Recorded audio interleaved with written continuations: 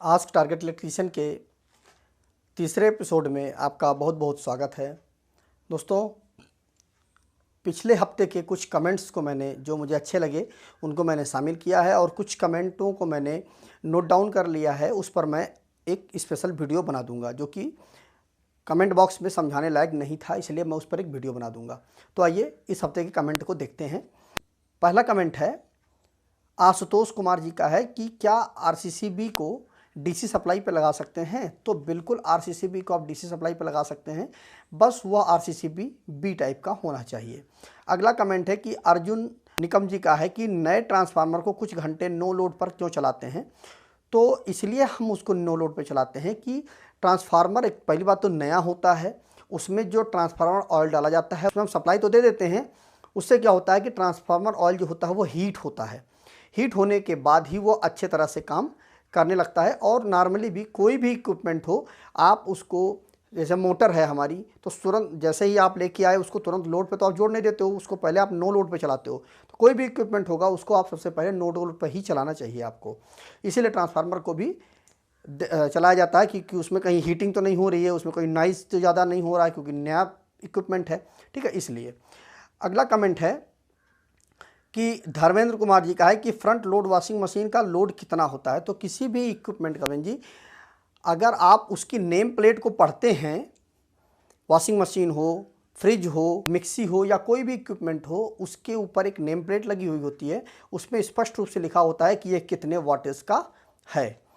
अगला कमेंट है राजू रस्तोगी जी कहते हैं क्या इन्वर्टर लगाने से बिल ज़्यादा आएगा? तो इसको कमेंट को मैं एक बार कमेंट बॉक्स में मैंने शामिल भी किया था और इसमें मैं दोबारा भी बता देता हूं कि किसी भी इक्विपमेंट को, इवन आप समझ लीजिए कि बोर्ड में जो इंडिकेटर लैंप लगा हुआ होता है वह भी बिजली का खपत करता है। अगर नहीं करता तो वो जलता ही नहीं, मतलब इलेक्ट्रिसिटी उसमें जा रही है, उसमें रेजिस्टेंस लगा हुआ है। तो कोई भी इक्विपमेंट हो, इन्वर्टर ही है, उसमें 150 एच की बैटरी आप चार्ज कर रहे हो या 120 एच की या 200 एच की बैटरी चार्ज कर रहे हो, तो निश्चित चार्जिंग का करंट तो वह लेगा ही लेगा, उससे लोड तो बनेगा ही बनेगा और उससे बिजली का बिल आपका निश्चित ज़्यादा आएगा। अगला कमेंट है विभ्रांत इंडियन जी कहते हैं कि मोटर की न कोई भी लीड अगर जल जाए तो क्या ओवरलोड रिले ट्रिप करेगी? तो बिल्कुल रिले ट्रिप करेगी। कारण क्या है कि जो करंट है वह अनबैलेंस हो जाएगा, क्योंकि एक फेस में तो बिल्कुल भी करंट नहीं जाएगा और बाकी दो फेसों में चलेगा, तो उससे क्या होगा, मोटर हमिंग की आवाज़ करेगी। उससे संभावना यह है कि आपकी जो ओवरलोड रिले है वह ट्रिप कर जाएगी। और इनका एक कमेंट और भी है कि 15 एचपी के समर्सिबल के लिए कौन सी रिले हमें लगानी चाहिए? तो आप थर्मल ओवरलोड रिले आप लगा सकते हैं। अगला कमेंट है अनिल कुमार जी का कि स्टार्टर का सही सीक्वेंस क्या है? स्टार्टर में जो लगे हुए इक्विपमेंट है उनका सही सीक्वेंस क्या है? तो उसमें से सबसे पहले आपका 3 फेज सप्लाई आएगी, वह एमसीबी में आएगी या एसएफयू में आएगा। उसके बाद वह सप्लाई निकलेगी तो सबसे पहले कॉन्टैक्टर में जाएगी, कॉन्टैक्टर के बाद रिले में, और रिले के बाद वह मोटर में जाएगी। ठीक है, तो अगला है सत्येंद्र सिंह जी का है कि 15 एचपी के मोटर के लिए स्टार्टर कितने किलोवाट का लेना चाहिए? तो 15 एचपी की अगर आपकी मोटर है तो उसमें आप 12 किलोवाट का स्टार्टर अगर आप लगाते हैं तो अच्छे से लॉन्ग लाइफ के लिए वर्क करेगा आपका। अगला कमेंट है धर्मजीत मान जी का है कि 850 वीए के इन्वर्टर पर क्या हम 200 एच की बैटरी को जोड़ सकते हैं? तो बिल्कुल आप जोड़ सकते हैं। आप चाहे 850 वी का अगर इन्वर्टर है, आप उस पर 100 एच की भी बैटरी जोड़ सकते हैं, 50 एच की भी बैटरी जोड़ सकते हैं, कितनी भी एच की आप बैटरी जोड़ सकते हैं। बस वोल्टेज उस पर आप देख लीजिएगा वो 12 वोल्ट की है या 24 वोल्ट की है। जो इन्वर्टर है आपका अगर 12 वोल्ट का है तो आप मतलब आप 220 एच तक की बैटरी, जो भी एच की बैटरी है, आप सबको जोड़ सकते हैं।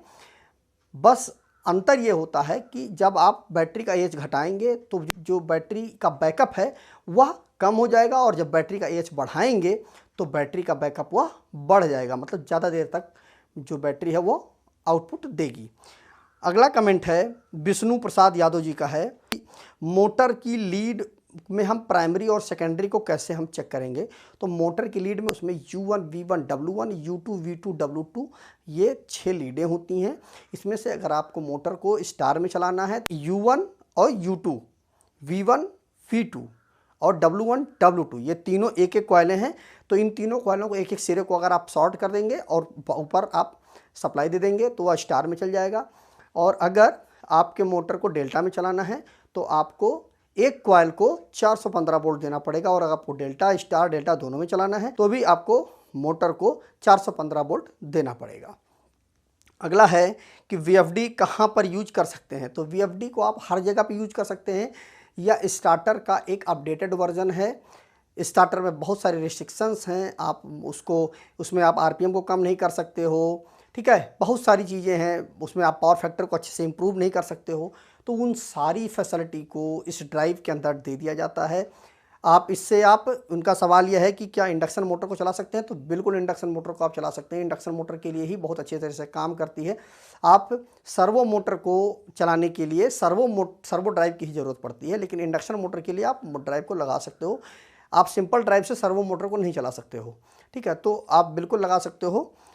और उनका यही सवाल था कि इंडक्शन मोटर में आप चला सकते हैं, तो बिल्कुल चला सकते हो आप। तो दोस्तों आज की वीडियो में मैंने करीब 10 कमेंट लिए थे जो मुझे अच्छे लगे थे, और कुछ कमेंटों को मैंने वीडियो के बनाने के लिए मैंने रख लिया है, तो उन पर मैं धीरे धीरे करके एक वीडियो बना करके दे दूंगा मैं। और अगर आपके मन में कोई और डाउट है, कोई कन्फ्यूज़न है, तो उसको भी कमेंट करके ज़रूर पूछिएगा। मैं उस पर अपना रिप्लाई देने की या कमेंट बॉक्स में शामिल करने की पूरी कोशिश करूँगा।